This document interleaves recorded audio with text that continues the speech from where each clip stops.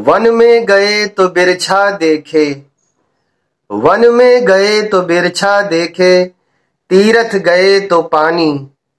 One में गए तो बिरछा देखे, तीरथ गए तो पानी। मंदिर गए तो पाथर देखे, प्रभु मूरत नहीं जानी।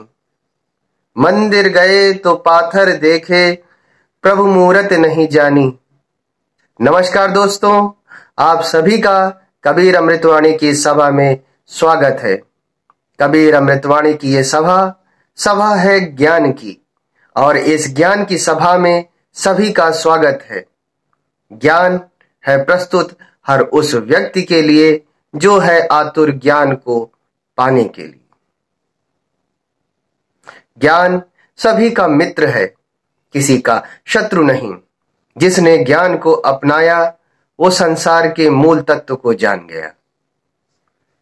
यहां पर सभी कुछ भ्रम है, सभी कुछ धोखा है, केवल प्रभु का नाम सहारा है।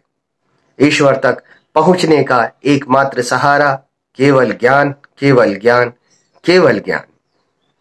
कबीर अमृतवाणी की सभा में कबीरदास जी के नए दोहे के साथ मैं आपके सम्मुख उपस्थित हुआ हूं। कबीरदास जी का आज का दोहा कुछ इस प्रकार से है।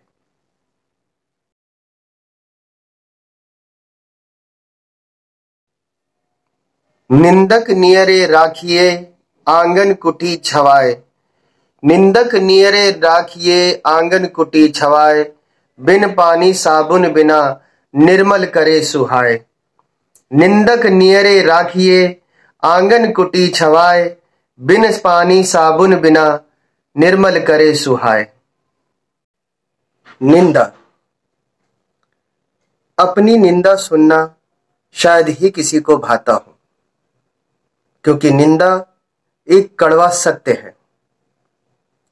जो भी व्यक्ति इस कड़वे घूंट को पी जाता है वो अपने व्यक्तित्व को रोग रहित कर लेता है। जिस प्रकार सागर का मंथन हुआ था, सागर के मंथन में सर्वप्रथम विष निकला था। उस विष को हर कोई पी नहीं सका था। उस विष को पीने के लिए सिर्फ महादेव आगे आए थे। अगर महादेव ने उस विष को पिया ना होता तो देवताओं को अमृत मिल नहीं पाता। ये निंदा भी एक हलाहल विष की भांति है, जो आपके व्यक्तित्व का मंथन करने पर उत्पन्न होती है। जो भी व्यक्ति इस निंदा के घूंट को पी जाता है वो ही महादेव बन जाता है, वरना मंथन के पश्चात मिलने वाला अमृत किसी काम का नहीं। वो उसका उपभोग कर ही नहीं पाएगा, क्योंकि मंथन में निंदा को तो सर्वप्रथम ग्रहण करना ही पड़ेगा। अगर कोई इंसान निंदक के द्वारा कहे गए वचनों को गंभीरता से लेता है, उन्हें अमृत के समान समझकर ग्रहण करता है, तो वो व्यक्ति अपने व्यक्तित्व को निखार लेता है।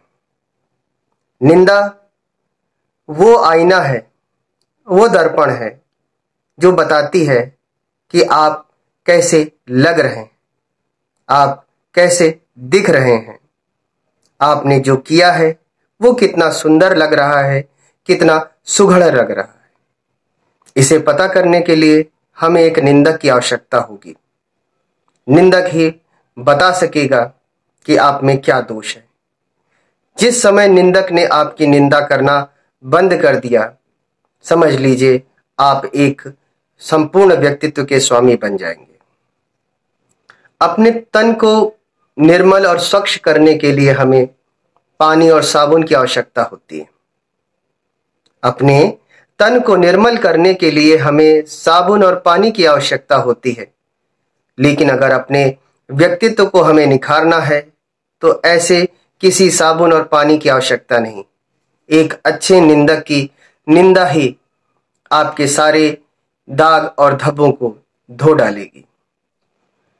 किसी ने ठीक ही कहा है, किसी ने ठीक ही कहा है, सचिव, वैद्य और गुरु अगर इन्होंने कभी भी प्रिय बोला तो उस व्यक्ति का यानी राजा का, रोगी का और शिष्य का भविष्य गर्त में चला जाएगा।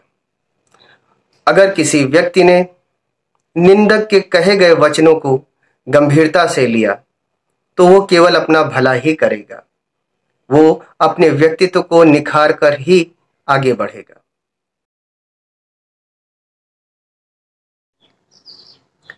कबीर अमृतवाणी की इस सभा में प्रस्तुत किया गया आज का दोहा आपको बहुत पसंद आया होगा और प्रस्तुत किए गए दोहे के साथ साथ मेरा प्रस्तुतिकरण भी आपको बहुत पसंद आया होगा। इसी आशा के साथ मैं इस सभा का समापन करता हूं। जय कबीर प्रणाम। जय कबीर प्रणाम। धन्यवाद, धन्यवाद और बहुत बहुत धन्यवाद। बस इसी तरह से कबीर के दोहों को आप सुनते रहें, उनकी सीख को अपनाते रहें और मेरे चैनल को लाइक करते रहें।